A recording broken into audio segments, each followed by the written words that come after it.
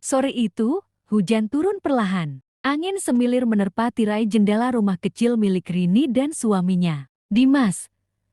Di dalam, Rini duduk sambil memegang tas pek yang masih basah. Tangannya gemetar, dadanya sesak oleh campuran rasa gugup dan haru. Dua garis merah itu membuat matanya berkaca-kaca. Aku hamil, alhamdulillah, bisiknya, setengah tidak percaya. Ini adalah kabar yang sudah lama mereka tunggu. Selama 2 tahun menikah, Rini dan Dimas sering menerima tekanan dari keluarga dan lingkungan soal anak. Maka, dengan perasaan campur aduk, ia menunggu Dimas pulang untuk menyampaikan kabar bahagia itu. Pukul 7 malam, suara motor terdengar di depan rumah. Rini segera berdiri dan menyambut suaminya yang baru pulang kerja. "Mas, aku punya kabar baik," serunya dengan senyum lebar. Dimas melepaskan helm, lalu hanya menatap sekilas tanpa semangat. "Kabar apa?" Rini mengeluarkan tes pack dari kantongnya. "Aku hamil, Mas, kita akan punya anak." Namun senyum yang ditunggu tak juga muncul di wajah Dimas.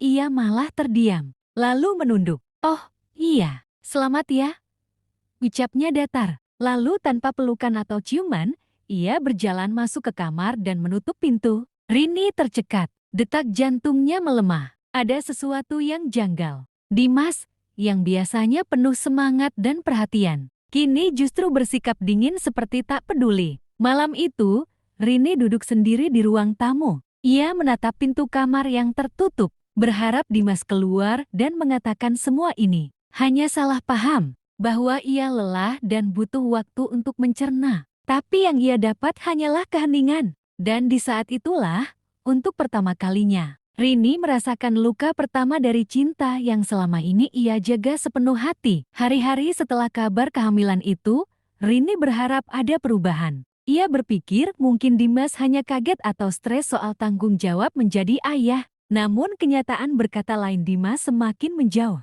Pagi-pagi ia pergi tanpa sarapan, malam pulang lebih larut dari biasanya. Bahkan di akhir pekan, Dimas selalu punya alasan untuk keluar rumah. "Aku lembur, ada audit kantor," katanya. Tapi ketika Rini coba mengirimkan makanan ke kantor, Dimas malah marah. "Gak usah repot-repot, aku gak sendirian di sini, malu diliatin orang," bentaknya di telepon. Rini hanya bisa menahan napas. Ia tidak mau bertengkar. Lagi pula ia sedang hamil muda. Dan menurut orang-orang tua, kandungan muda jangan terlalu sering menangis. Tapi semakin hari, insting seorang istri seperti dihantam curiga yang tak bisa ia hindari. Suatu malam, saat Dimas tertidur dengan ponsel masih di genggamannya, Rini melihat layar ponsel menyala. Ada pesan masuk dari kontak, bernama Nia Kantor. Tapi isi pesannya tak seperti pesan kerja. "Mas, jangan lupa besok kita jalan ya, aku kangen banget." Darah Rini seolah berhenti mengalir. Tangannya gemetar, namun ia berusaha menahan diri. Ia membuka chat itu dan hatinya hancur. Ada ratusan pesan mesra, foto, dan rekaman suara antara Dimas dan perempuan bernama Nia. Seketika tubuhnya lemas, nafasnya tercekik, janin dalam perutnya seperti tahu ibunya sedang sakit hati. Pagi harinya, Rini tidak langsung marah. Ia hanya bertanya pelan, "Mas, siapa Nia?" Dimas terdiam. Lalu ia berdiri tanpa menatap Rini. "Kamu udah tahu ya?" katanya pelan. "Jeti benar." Suara Rini bergetar. Dimas tidak menjawab. Ia hanya menarik jaketnya dan berjalan keluar. Tak ada penjelasan, tak ada rasa bersalah. Hanya keheningan dan pintu yang ditutup dengan keras. Di titik itu, Rini sadar. Perasaannya bukan lagi sekadar curiga. Suaminya sedang jatuh cinta pada wanita lain. Dan ia yang sedang mengandung darah daging mereka.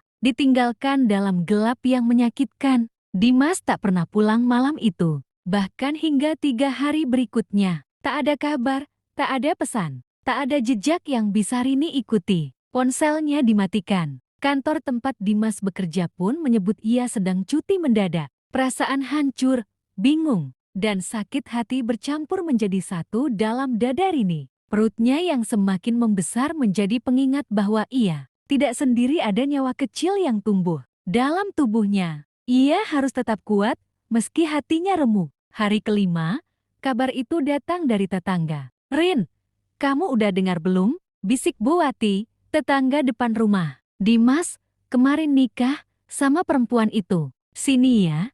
Katanya diadakan diam-diam di rumah kontrakan daerah Ciputat. Dunia Rini runtuh. Napasnya terhenti. Ia terdiam, membatu. Perutnya terasa kencang, tubuhnya bergetar. Dimas, suaminya, pria yang berjanji akan mendampinginya seumur hidup, ternyata benar-benar meninggalkannya. Bahkan tak ada sepatah kata maaf. Tak ada penjelasan ia menikahi perempuan lain saat Rini sedang mengandung anaknya. Sore itu, Rini duduk di kursi rotan depan rumah. Langit mendung seperti ikut merasakan apa yang ia alami. Ia memeluk perutnya, menangis dalam diam. Ayahmu sudah memilih jalannya sendiri, Nak. Tapi ibu tidak akan pergi. Ibu akan tetap di sini. Untuk kamu, bisiknya lembut sambil mengusap perutnya yang mulai membulat. Meski tubuhnya lunglai, jiwanya mulai berdiri. Ia tahu, ini bukan akhir. Ini adalah awal perjuangan panjang sebagai seorang ibu tunggal.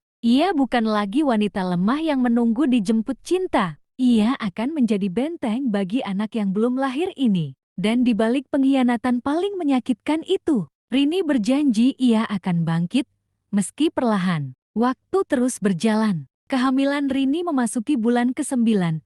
Tubuhnya mulai terasa berat, punggung nyeri, dan kakinya bengkak. Tapi yang paling menyakitkan bukan rasa fisik melainkan batin yang kosong. Tak ada Dimas di sampingnya. Bahkan hingga kini ia tak pernah datang. Tak pernah menanyakan anak yang dulu sangat mereka inginkan. Namun Rini belajar menerima. Ia kini tinggal sementara di rumah ibunya, di pinggir kota. Jauh dari tempat penuh kenangan bersama Dimas. Di sana, ia menjalani hari-hari sebagai calon ibu dengan dukungan sederhana. Dari sang ibu yang renta, namun penuh kasih. Hingga suatu malam, saat hujan turun deras dan petir sesekali menyambar langit, Rini merasakan mulas hebat yang datang tiba-tiba. Bu, perut Rini sakit, Bu, ujarnya sambil menggenggam selimut. Ibunya yang sudah tua terkejut. Dengan panik dan tangan gemetar, ia memanggil tetangga dan membawa Rini ke bidan desa yang terdekat. Mobil butut milik PRW menjadi penyelamat malam itu, mengantar Rini yang menahan sakit luar biasa sambil menggenggam. Ujungmu kena lusuh ibunya. Sesampainya di ruang bersalin sederhana, tangis dan jerit Rini memenuhi ruangan. Ia menggigit bibir, tubuhnya gemetar. Keringat dingin membasahi seluruh tubuh. Tak ada tangan suami yang menggenggam. Tak ada bisikan semangat dari sosok pria yang seharusnya mendampinginya. Hanya ibunya yang menggenggam tangan Rini erat. Tak henti melafalkan doa-doa dengan suara parau. Dan akhirnya, tangisan bayi pecah memenuhi ruangan. Seorang bayi laki-laki lahir ke dunia dengan tangis kencang. Seolah tahu betapa keras hidup yang akan ia jalani. Rini tak bisa menahan air mata. Ia mencium dahi bayi mungil itu dengan penuh cinta dan kesedihan yang bercampur. Maafkan ibu, Nak, ibu nggak bisa kasih kamu keluarga lengkap. Tapi ibu janji, ibu akan jadi ayah dan ibu buat kamu. Sementara itu, di tempat lain yang mewah dan terang benderang, Dimas tengah merayakan bulan madu dengan istri. Barunya tak sadar bahwa anaknya baru saja lahir. Di sebuah ruang bersalin kecil yang hanya ditemani isak tangis dan doa seorang ibu tua. Malam itu, bukan hanya bayi yang lahir, tapi juga lahirnya sosok ibu baru kuat, tangguh, dan berjanji tak akan kalah oleh luka. Hari-hari setelah kelahiran bayi mungilnya, menjadi awal dari hidup baru bagi Rini. Ia memberi nama anaknya Rafa, yang berarti kekuatan dan kebahagiaan. Nama itu bukan sembarang, nama itu adalah harapan, doa, dan sumber semangatnya untuk bertahan. Hidup di tengah luka yang belum sepenuhnya sembuh. Tak ada lagi rumah yang dulu ia dan Dimas bangun bersama. Tak ada tabungan, tak ada harta. Semua ditinggalkan begitu saja ketika Dimas memilih pergi tanpa kembali. Rini pun memulai semuanya dari nol, dari sebuah kamar sempit di rumah ibunya. Setiap pagi, ia mencuci baju tetangga, membantu membersihkan rumah orang lain. Bahkan menjahit baju bekas untuk dijual ulang. Semua dilakukan demi satu hal, Rafa. Di malam hari, ketika Rafa tidur, Rini duduk di pojok kamar, menjahit sambil menahan rasa kantuk dan pegal di punggung. Tak jarang ia meneteskan air mata diam-diam. hanya agar anaknya tak tahu bahwa ibunya sedang menahan sakit hati dan lelah luar biasa. Tetangga banyak yang mencibir, sebagian merasa kasihan, sebagian lainnya hanya bisa bergosip. Ditinggal suami pas hamil, pasti karena si Rini kurang bisa melayani. Atau jangan-jangan suaminya diguna-guna perempuan lain. Rini mendengar semuanya, tapi ia memilih diam. Ia tak punya waktu untuk membalas atau menjelaskan. Ia hanya punya waktu untuk bertahan. Sampai pada suatu hari, ketika sedang membantu bersih-bersih di rumah seorang pemilik toko pakaian, nasib mulai berpihak. Ibu pemilik toko itu, Bu Lydia, memperhatikan cara Rini menjahit pakaian robek dengan sangat rapi. "Kamu bisa jahit halus gitu? Pernah kerja di butik?" "Ya," tanya Bu Lydia. "Enggak, Bu. Belajar sendiri, dari kecil," jawab Rini dengan sopan. Tanpa diduga, Bu Lydia menawarkan pekerjaan, membantu bagian perbaikan dan modifikasi baju di tokonya. Gaji tak besar, tapi cukup untuk memberi Rini dan Rafa makan layak setiap hari. Lebih dari itu, ini adalah awal dari perubahan. Rini mulai bekerja dengan sepenuh hati. Ia datang paling pagi, pulang paling sore. Keahlian tangannya mulai dikenal pelanggan. Ia bahkan mendapat pesanan pribadi dari beberapa pelanggan tetap. Perlahan, hidup Rini mulai menanjak. Dan yang paling penting, senyum Rafa yang kini tumbuh, sehat dan lincah menjadi alasan utama ia bangkit setiap pagi. Ditinggalkan memang menyakitkan, tapi ditinggalkan bukan berarti tak bisa berdiri lagi. 3 tahun telah berlalu, Rini kini bukan lagi wanita yang lemah dan terluka. Ia telah berubah menjadi sosok ibu tangguh yang mandiri. Rafa tumbuh sehat, ceria, dan cerdas. Rini bahkan telah membuka usaha kecil-kecilan, berupa jasa jahit dan butik rumahan. Dibantu oleh beberapa penjahit dari kampung, usahanya mulai dikenal. Bahkan beberapa media lokal sempat meliput kisah perjuangannya sebagai ibu tunggal sukses. Namun jauh dari sana, di sebuah rumah kontrakan yang mulai kusam di pinggiran kota, Dimas menjalani hidup yang tak pernah ia bayangkan. Pernikahannya dengan Nia tak seindah yang dulu ia impikan. Wanita yang dulu terlihat manis dan memanjakan, kini berubah menjadi kasar, matre, dan emosional. Masalah datang silih berganti dari ekonomi yang memburuk, pertengkaran tak berujung, hingga hutang yang menumpuk akibat gaya hidup Nia yang tak pernah puas. Puncaknya terjadi saat Dimas kehilangan pekerjaannya karena ketahuan melakukan penyalahgunaan dana. Saat ia pulang dan memberitahu Nia, istrinya itu hanya tertawa sinis.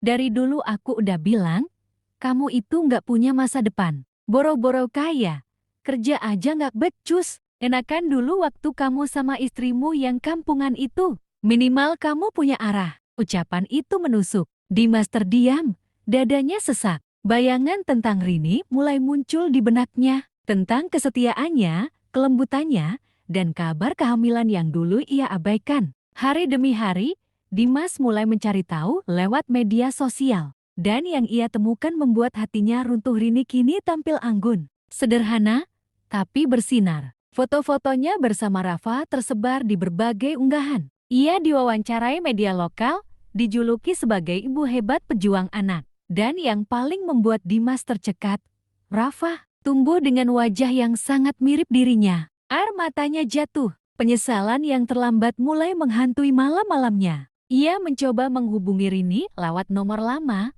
tapi tak aktif. Ia bahkan datang diam-diam ke butik milik Rini berdiri di seberang jalan. Melihat dari kejauhan, ia ingin menyapa.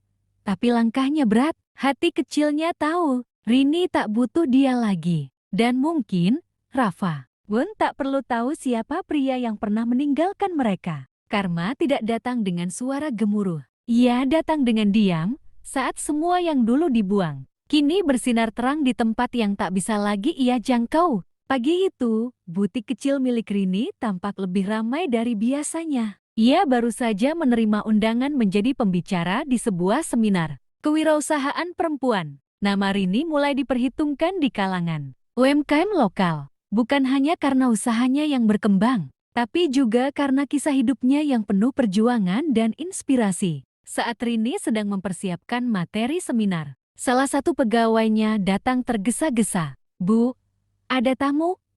"Ria, katanya mau ketemu langsung. Namanya Dimas. Waktu seakan berhenti. Nama itu seperti hantu masa lalu yang tiba-tiba hadir. Kembali setelah terkubur bertahun-tahun. Hati Rini berdebar, tapi ia tidak panik. Ia menarik napas panjang, lalu berkata tenang, suruh masuk. Dimas berdiri di depan pintu. Wajahnya jauh berubah. Pucat, kurus, dan tampak letih. Pakaiannya lusuh, matanya sayu. Bukan lagi pria yang dulu meninggalkan Rini dengan dada tegak. Rin, katanya pelan. Maaf, aku ganggu. Aku cuma ingin ketemu kamu dan anak kita. Rini menatapnya datar. Tak ada air mata, tak ada amarah. Hanya ketegasan yang terpancar dari mata. Seorang perempuan yang telah ditempa luka dan waktu. Aku nggak menyimpan dendam, Mas.